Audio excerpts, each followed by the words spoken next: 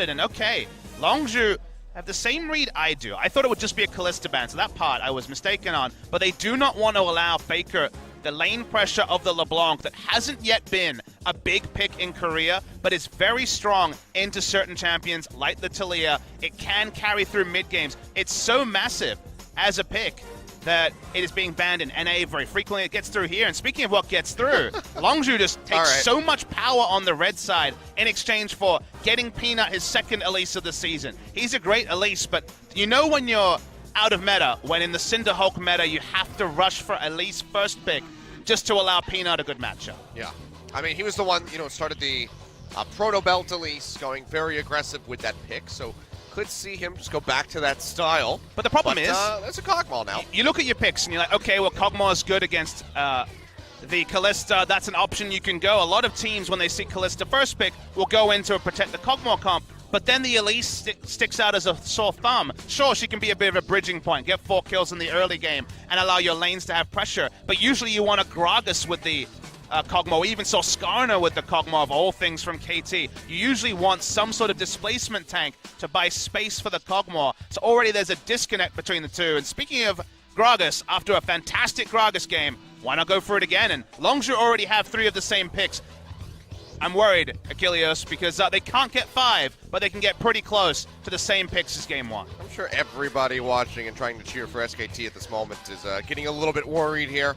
Kog'Maw, if you can make it to that late game point, can absolutely destroy anybody that Longzhu brings to the table. But can he get there is going to be the question. You see the Braum ban coming through. Seems like Longzhu, expecting this Karma to be in the mid lane for Faker, has played this recently as well. Yeah, it's been a big pick for him over the course of the season, but not recently. He's 1-1 on it for summer season.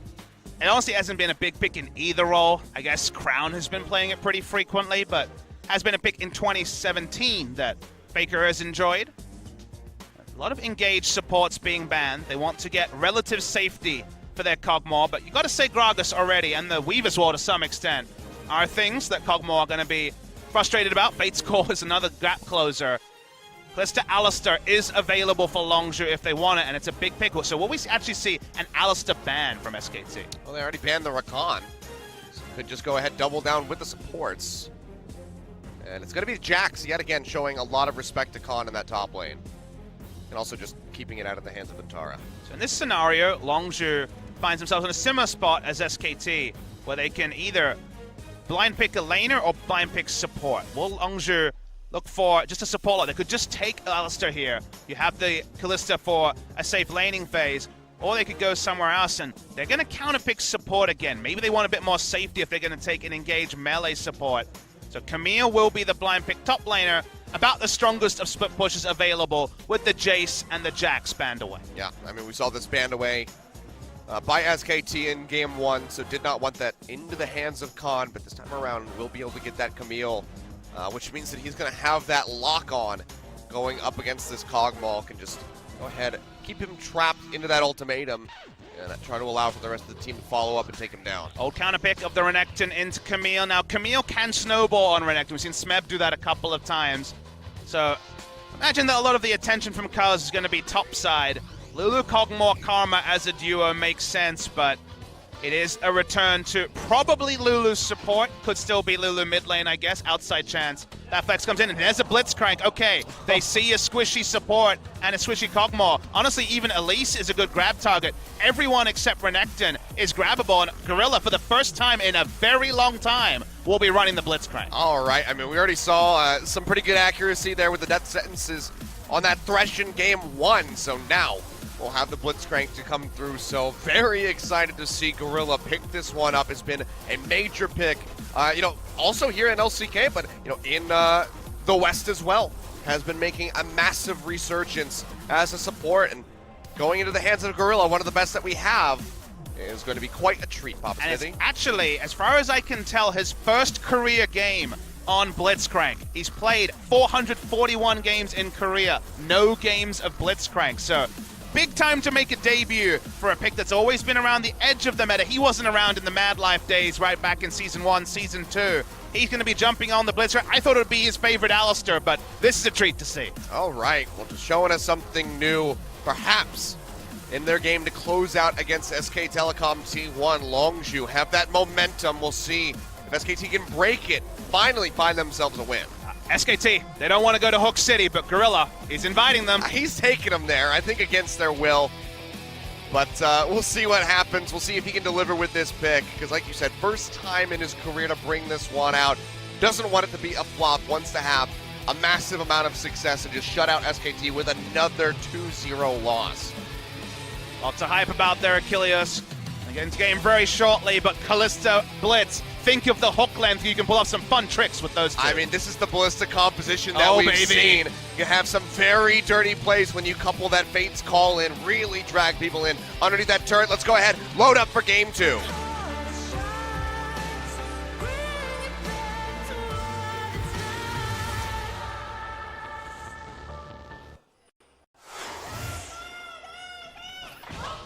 Whoa. Okay, here we go. No time for fighting. We're getting fighting on the Rift. All right, well, T1 fighting indeed. Faker already without that flash. And, I mean, yeah, they could just go for another invade if they really want to. But also, let's credit NHřejT because game 1, they had information about the predictable pathing from a Sejuani and got a massive lead through how they warded at level 1 and how they played. Now they have the information that Faker's flash is down. You can make some aggressive plays of your own with that information, so excited to see what they do. We see a ward from Untara on the enemy red, but that was spotted by NHřejT, so that's information they can work around. If NHřejT can set up control rods around the bot side, Talia plus a roaming Blitzcrank, if he's not in vision, you get control ward supremacy on bot side. It is the most headaches for a Kog'Maw. We've seen Kog'Maw comps even as recently as Rift Rivals tried against the Blitzcrank, and there's nothing you can do if you lose vision control, and no flash karma, a Lulu support. It's pretty easy to lose vision control against what NHřejT has. SKT, I mean, they were able to get some pretty good vision there in game 1, but it's going to have to be that much better going up against this Blitzcrank. Peanut going to be starting things off down around the bottom side, Cuz as well, so just going to be mirror jungling as they both work their way towards the top. And that's kind of the thing that I think people have realized. There's been a lot of indirect buffs to Blitzcrank. The quest on the Relic Shield is great for him, the extra shield when he's opening up for initiation. A lot of nerfs to the range supports, Joan Shield coming in, pushing the likes of Lulu, Karma, and Zyra mostly out of the meta. SKT argues with you on that point, but mostly out of the meta. But then you get control ward line with a Blitzcrank, and hyper carries can't even enter laning phase because of the threat. It's all about the threat of a hook, not necessarily always about the hook accuracy. So a lot of options moving forward for NHřejT as Peanut is spotted on the invade. Going to be pushing through here. The red buff quite low enough here.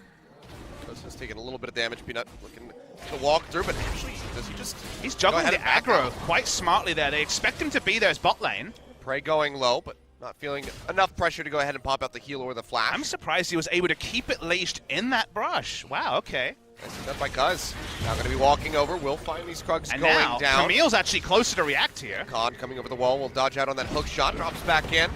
Throws out the cocoon. Do they want to go in for this one? And Tara says yes. Dashes through, and the flash will come through from the Gragas. Didn't want to give double buffs over to Renekton in a counter matchup early against the Camille. Smart choice from Cuz, but this time it's going to be the NHřejT jungler without a flash early. That was the spot Peanut was in game 1. Nice dodge out there by Peanut. Realizing that repel at the perfect time, and now just going to be trying to counter jungle as much as humanly possible as he starts up these Raptors. Very important for Peanut. This is the battle ward that he was known as. Elise was his first pick before Lee Sin was even in his champion pool. Lee Sin was a 2016 Worlds pick for him, and Elise, I remember quoting endless stats. I think it was 21-2 at some point in his career. Just right. Rampaging through 2016 as a Rox Tiger on largely the Elise, which was permaban status against him. It is out of meta. It's a Cinder Hulk meta. It will continue to be, especially on 7-14. But the best junglers can make a lot of value out of Elise, and a battle ward, when your mid laner doesn't have flash, this is the time they need the traction onto Cuz. So he finds himself some comfort in champion pool. Only second game of the season on Elise, and he's able to do a job for Faker. I'm just sad that we had the, the meta transition out of the jungle without getting to see Peanut play that in again. Antar going in for an exchange. Will get slowed up by the tactical sweep. Flashes away. Now Cocoon down in onto Khan. Has to flash away. Almost falls. First blood not yet coming through, but playing with fire is Khan right now. Peanut, he had some other form of escape. Might have gone in for the flash if he had the proto belt as well. Probably would have tried to make something there, but would have been paying for that play with his own life, so we'll just let that first blood slip right through his fingers. Khan also playing on the edge, really wanted to be able to get out. The minion wave that might have answered him is, that's a pretty aggressive dive. Do they just want to go for this one? Yeah, body slam coming in the cocoon. Gets the lockdown, first blood. Goes over. Khan finds this. Still really good for the side of Longzhu, because look what the minion wave is at on Tara. It's going to be dead for a while. He's going to lose out so many minions at the turret. Yeah, and honestly, Khan, how frisky are you feeling? Oh, you know he feels pretty frisky, but the hook shot in onto this one. Can he get it? Yep. Jumps in, misses a tactical sweep, but still has the auto attack. You know, he didn't need to be there. Too greedy for experience. So what was that about snowballing, Camille? I think you mentioned somebody named Smeb has done this in the past. Well, Khan, he's starting things off 2-0 right now. The second kill was unacceptable. That shouldn't have happened. The first one was a trade up for Longzhu because Renekton lost an insane amount of experience. But there was a sacrifice. Exactly. There was a sacrifice for it. It's a 1-for-1 that favors Longzhu, but then the sacrifice of the second kill, Peanut didn't need to walk up. He didn't respect that with 1 second left on the death timer, Khan would say, whatever, I'm going to turret dive anyway. Gets out as well. This time, Khan's feeling empowered, Achilles. If there was a double buff transfer, if there wasn't that early flash from Cuz, this may never have happened. But because he was able to flash out defensively, in the end, SKT play with fire and they get burned. I mean, I was just thinking, it's the case that if Khan came out at the back of that with 2 kills and double buffs, that would just be disgusting. That could be lane over, which SKT, in the spot they find themselves in, certainly not something they want to entertain. Oh, well, Faker does some damage. No shop yet from BDD. Yeah, it turns out Karma still has some nice values there, but now bot lane looking to turn into a bit of a party flash in for the knock-up. They get the hook down onto Bang, and he is just going to die. Prey with a Ren comes up with a kill. And NHÄTT is surprised not going to do enough damage to find anything. Just kind of tickles Gorilla a little bit. Welcome to the bot lane, where if you're Kog'Maw Lulu and have no wards and your jungler just died topside, hasn't played a visit to bot side, you just die, Achilles. There's a lot of it's not much of a game show. There's a lot of asterisks onto that list. It's literally just death, because there's nothing he can do. And the moment that happens, the next control ward is going to be safer to put down. You don't have vision to respect. This is just the start. That's a successful gank before we even have to talk about Fate's Call. Longzhu definitely accelerating the pace of the game here a bit faster than we saw in game 1. Old lead still not going to be very massive, but they are making the moves because, you know, just going straight from the top lane down to the bottom lane, making things happen. Infernal Drake likely going to be something that they look for in the next few minutes here. Peanut is the most important person in this game right now. Because of the top side, a lot of headaches are created. What we need to talk about is that now he needs to be the one to help Karma get some vision on the enemy jungler, get some vision around the bot side. He played top side, that failed. Now he needs to play bot side, or at least around the Kog'Maw if he rotates around the map. Because guaranteeing farm onto Kog'Maw is so difficult to do against a Blitzcrank composition. And now he's got the multiple headaches because Camille does have those 2 kills, like you mentioned. It nearly has that phage to come through. So Khan is in a very nice spot. Keep it up relatively well as far as the CS is concerned. But we'll have that gold lead just from the kills. And just to be clear, in the 2v2 laning phase, I mean, Bang turns on the Bioarcane Barrage, you get speed up. There's nothing Kalista can do pre-6, and she can only all in if Fate's Call is up. So you only have all in or just take free damage options. But it's so infrequently going to be like that because we're just waiting for those control wards to come down, and then suddenly Kog'Maw never can stand up. So for now at least, very comfortable laning phase for Bang. Down some CS from dying, but apart from that, doing just fine. There's a Bilge Water Cutlass, so nice sustain built in here, as well as those shields that Wolf can offer up to try to mitigate some of that damage coming through. But the Ballista is up and operational. If Longzhu find an opening. I like real hooks, very rarely the right thing to do, but you pull one of those off against SKT in a slump, and then I mean, SKT's the one team. Top of Reddit. SKT's the one team you never accuse of mental boom because these guys are all so experienced. They have a great support staff, but you start the style plays, and then who's to say? Oh, well, Faker going to get jumped on. Explosive cast comes through. He will get the root, but BDD's riding in on that Weaver's wall. Faker flashing over to the side, but the seismic shove is there. And BDD will go ahead and scoop up the 4th kill for Longzhu. He needed to have an Elise there if he was going to play up and try to put down Vision. Solo Vision mission by Faker. He said, I have flash, I'm Karma, I'll be fine. It was a bit like one of those ambition submission position moves because it puts the hole on the bot side. It makes it bigger and makes the safety of Prey and Gorilla to play up that much safer. Gonna go ahead, just get rid of this vision that SKT has had in the bottom lane, making them that much more susceptible to ganks. Just got the double control ward down that gave them the chance to actually take those aggressive trades with the Kog'Maw, and suddenly those start to go, and the problem starts to flow if Blitzcrank can also start contesting some of those buffs from Peanut. Gorilla just keeps cheating around that minion wave, trying to threaten out for that hook.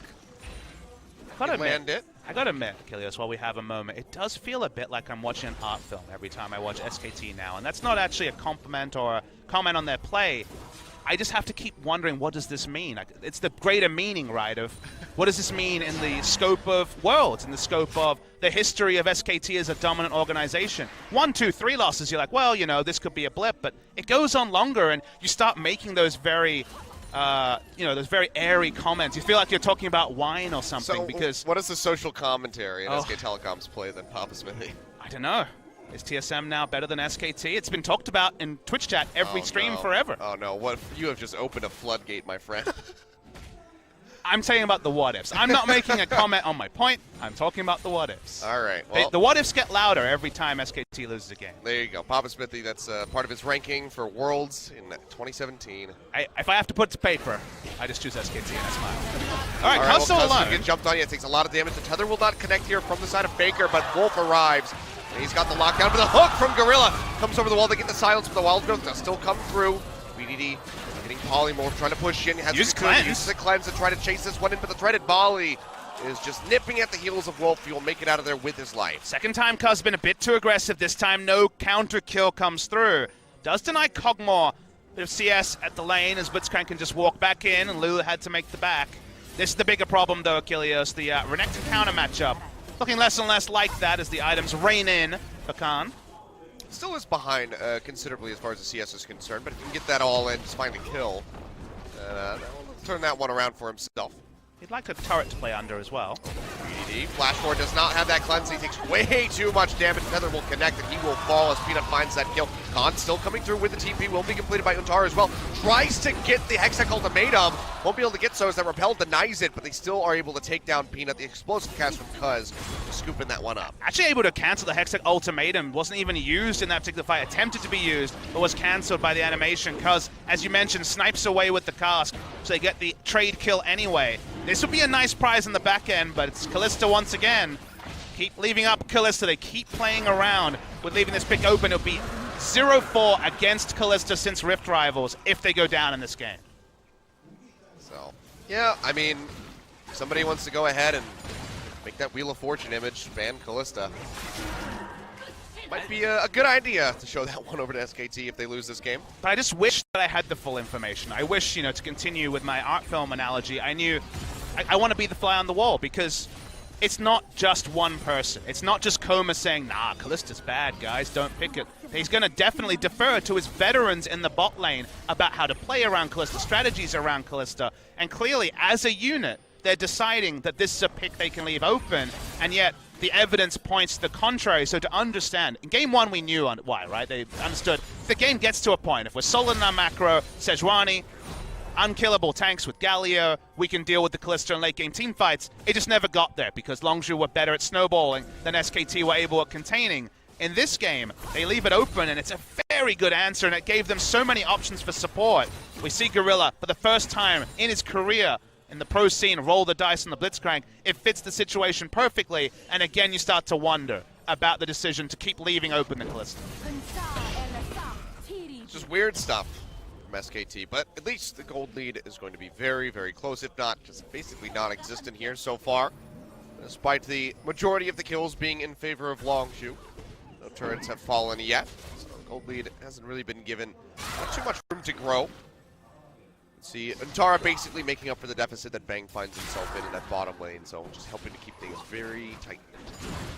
Peanut's doing his best after the initial setback to be the force on the map he needs to be, to try to equalize the pressure, mostly around Bardis. Okay, catches top lane. Yeah, denies that hook shot. Khan will get the slow up, but the TP's coming through here from Faker, so they really want to take down this Camille. He throws down the ultimatum, has to leave it, which cancels it out. He desperately tries to get into the welcoming arms of BDD, but he's going to fall first, so NHÄT picks up a kill. Ends up being a free kill. Teleport, only thing invested by SKT. They don't make a counterplay across the map, even though it's a low health turret. If BDD had roamed down and put down the Weaver's Wall, his turret would go down for free, but maybe it does anyway with BDD showing an award, and it will be first brick over to the side of Long. Yep, so one final shot, there we go. They do have this, so this opens up a little bit of a lead now for NHÄT. But want it to be so much further ahead. They haven't really been able to shut out the CS numbers as much as they would like. BDD falling behind as well as KêNH is costing them quite a bit of that potential. Almost having that cocoon land, might have been an all-in. Faker still wrapping his way around, but the blast cone comes through. BDD takes himself out to safety. Now Gorilla's unlocked on the map, though, so it's much harder to overextend as Karma and NHÄT. With there being no punishment, now you do have to respect that if control wards come down, there are other options, as KêNH is chasing on to NHÄT. Yeah, Weaver's Wall coming through here, so it seems like NHÄT just want to go all in onto the NHÄT, and there's nowhere for him to go. Besides jump to the side, he will fall down. Well, about as easy as can be. Oh, flash in! Okay! Gorilla has the hook, locks down Faker, but he's got the shield. We'll throw him in with a Fate's Call. A flash away takes Faker to safety. Keeps himself alive, but Gorilla's showing off a bit. Is using both of those summoner spells without a second thought of it. KêNH wrapping around the backside now. They want the mid lane turret. For this turret. Pressure from this Camille. Is it immense enough to stop this? Karma. The answer is going to be no, because Karma, as you say. Karma does have the wave clear. Karma's the safer choice, but does pigeonhole them into the comp they ended up on. Thank you for the setup, says Peanut. Very heavy utility build coming through, a cooldown reduction build, I should say. It's only 10% cooldown reduction on the Athenes now after the changes, but will be Athenes after Morellonomicon. Extra ability power will help the shielding and the Q strength, though. You're not used to seeing that build puck. It's like, wait, that's 20% and 20%, but no longer the way with the Athenes. Ardent Sensor might be rolled in as well. And we're going to be seeing a lot of Ardent Sensor Taric on the next patch. I hear that's good. Oh boy. Maybe we'll see more comeback. No, we will not. His comeback won't be short-lived. Yeah. NHÄT, though, surprising. You know, just crushing yesterday. Let's not talk about that series. This one's way better. Oh, no, it is. That one made me sad. It's hard to see Legends fall, as some SKT fans are probably feeling today, and how I feel on Shy's 26th birthday yesterday. It was not the best display, let's say. Something, Trundle. He was certainly a troll. Good wall control. You see double control around the bot side river, which means that Talia, if she decides to come in with the Weaver's Wall soon to be available, will be coming out of vision. You're not playing exclusively on top side. Good CS lead for the NHÄT, but with those early kills, it's not the 0-1-2 Camille it could have been. Everyone just tiptoeing around this top side of the map at the moment. No one really showing forward. Drake is the next spawn, so you can be a bit more liberal in ignoring the bot side of the map. Want to make sure that nobody picks up that Rift Herald.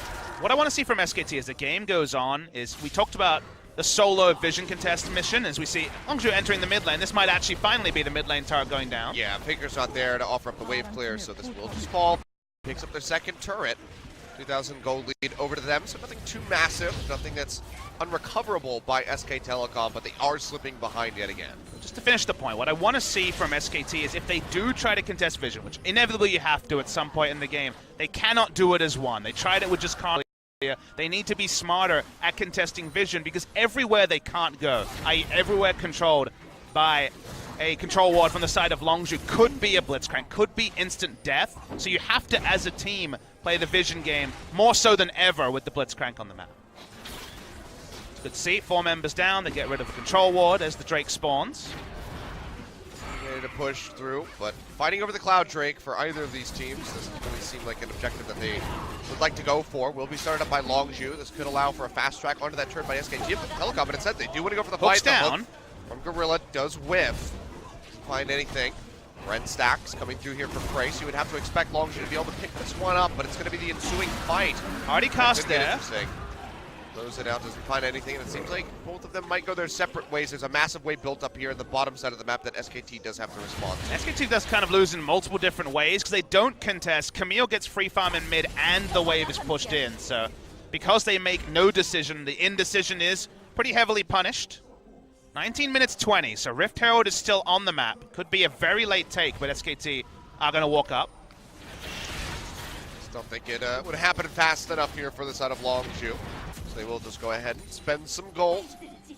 As KêNH holds on to this top turret, trying to catch back up here alongside NHÄT. Still going to be dragging behind a little bit as far as that CS is concerned.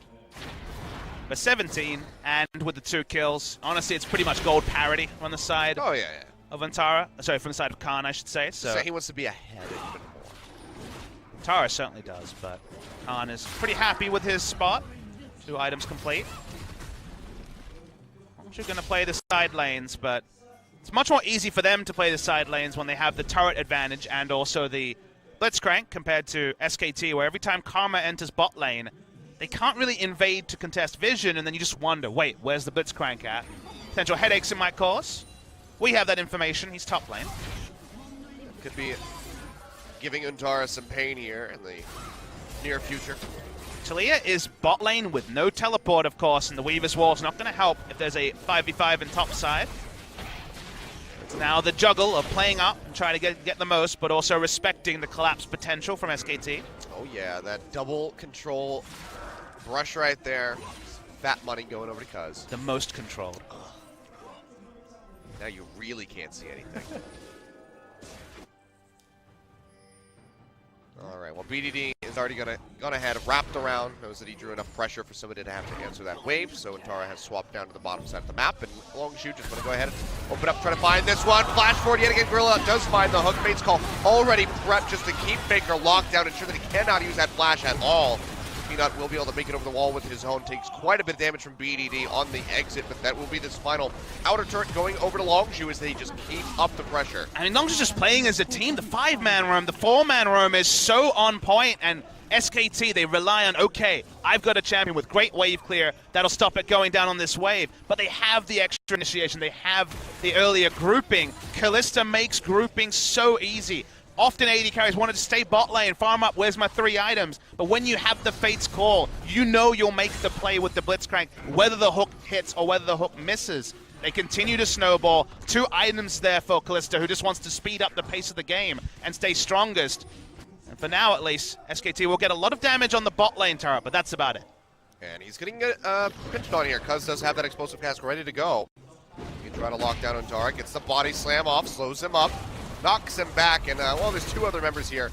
Let's go ahead and take him down. So he'll pop that dominance, he'll buy a little bit more time, but it was not long for this world. So KêNH, with his 3rd kill, 3, 1, and 2 on this Camille, is just becoming absolutely disgusting for SK Telecom. They have to try to deal with him. Has that TMF coming through as well. He just didn't have the vision control bot side to be that far pushed up. We've criticized KêNH from Everate, for example, being a young player coming in, not being able to make those plays. And solo death is what you call a play like that, where he doesn't have the vision control, even though he's at a decent point in terms of dueling with the enemy Camille. He doesn't have the vision or the team support to play there, and that just means that KêNH walks in, he's going to take a free turret. Nothing NHÄT can do to answer it. Will not teleport, so it will die too fast, and of course wants to hold on to that for the team play. And it's a bonus objective because SKT misallocate in the mid game. I mean, let's be real. KêNH was able to finish off that turret before NHÄT even respawned. Yep. So he's just got so much power behind him right now.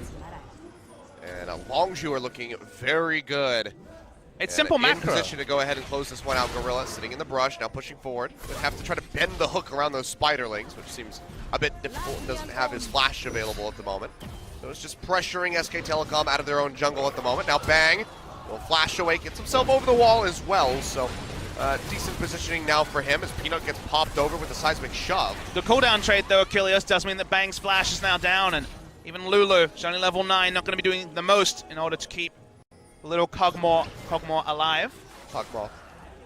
I think I said Cogmore, which is some middle ground between Pug and Cog. Well, they're going to try to make a play in onto Bray. Takes quite a bit of damage. Is able to jump back with that flash to avoid the ultimate coming down from all in. Cogmore. Yeah, they will just go in. KêNH trying to lock down in on the Baker. Goes forward. Finds the kill yet again. Now NHÄT getting a nice heal coming through, but he is still just a lamb to the slaughter. Double kill over to KêNH. BDD gonna go ahead and scoop up a third. Bang yet again. The Agathian Surprise just not gonna be able to do anything, and Longzhu are looking for Baron. I just don't understand how SKT keep drafting the same identity, keep ignoring what's strong in the meta. The Kalista is gonna beat them, it seems, for a fourth time. Longzhu control the pace of the game again. They start grouping. They've got Wombo engaged. Of course they do. They have Kalista, and they got the counter pick of any engaged support. Whether it was Alistar or Blitzcrank, it would have worked. But this is the most brazen on the paper from KêNH. But then they walk in. There's so much engaged. Already Fate's Call used. Someone's going to get bounced into the team. It's the Karma, and from there, it's only ever going to be a killing field for Longzhu Gaming. Well, SKT, I mean, it was very competitive at the start of this game, but now the hopes are just all but completely gone now. Everything just dwindling. They're suffering such a heavy gold deficit at the moment. 8,000 gold behind. 11-4. Longzhu are just stomping them out. Again, there's a way this comp can beat the Longzhu comp. It's not impossible. It's not like they've drafted themselves no win conditions. Zantara. He's caught.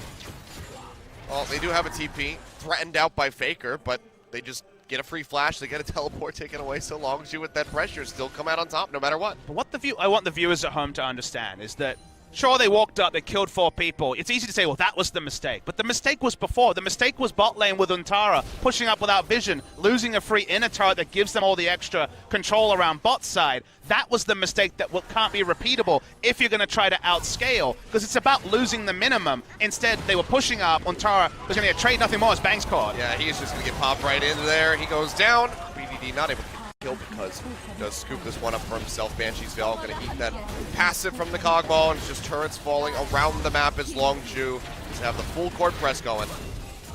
And there's really nothing SKT can do. They're going to lose a inhibitor turret here, you'd imagine. Renekton already. I mean, no one can walk up towards Gorilla. Or pray with the Fate's Call for Gorilla to make it even easier to hit the hook.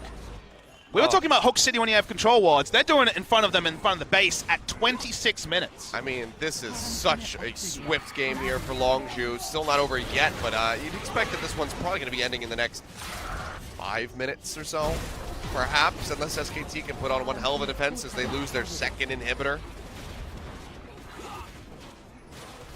It's just so hard to say anything, Helios, because the despair that you're going to be feeling as an SKT fan is that, again, there's not really one person to blame. There's a lot of factors to put in here. And people should know that if you're not aware, in Korea, there's quite a lot of out-of-game issues. Bang is struggling with some feedback from the community. There's been a lot of frayed tempers there because of the loss to Rift Rivals and other things spilling in. So outside of game stuff, that seems to be a query. In-game, though, macro-wise, this is SKT. They have the most impeccable macro of any organization ever. It keeps letting them down, and with multiple different rotations of players. It's not just Untara's fault. He's just the most obvious mistakes in this particular game. Their drafting also was behind the 8-ball. They came back from Rift Rivals. Both top laners playing almost only Jackson solo queue. They believed in 1-3-1 and 4-1.